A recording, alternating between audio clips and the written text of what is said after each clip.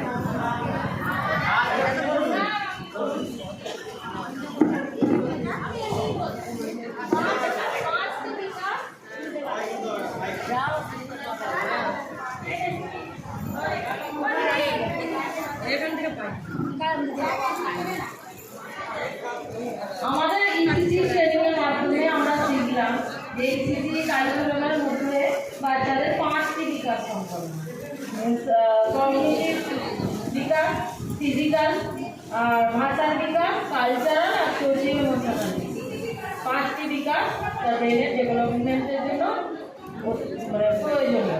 সেই জন্যই আমরা ইসিসি কারিকুলামটার উপর জোর দিই। শুধুমাত্র লেখাপড়া বা বইয়ের মাধ্যমে শুধুমাত্র পড়ালে তাদের ওই যে 5টি বিকাশ সম্পূর্ণ হয় না। তাই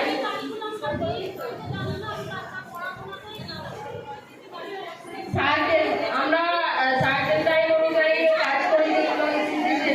আমরা বলেছি মর্নিং সার্কেল থাকে, তার মধ্যে স্বাধীন খেলা, পরিচালিত খেলা, বাইরে খেলা, ভিতরে খেলা, তারপর ফুটবল সার্কেল থাকে।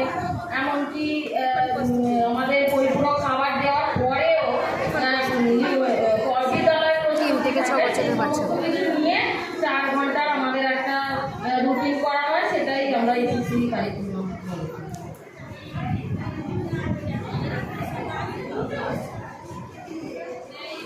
দিদি কথা বলেছেন,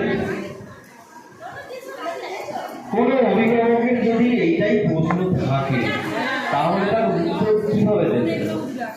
প্রথম কথা, আমাদের বেনিফিশিয়ারি 0 to 6 ইয়ার, তার মধ্যে 5 বছর অবধি তারা আমাদের অঙ্গনওয়াড়ি সেন্টারে থাকে। তারপরে তারা 6 বছর পর্যন্ত আমাদের থাকবে, ঠিক আছে, কিন্তু 5 বছরের পর তারা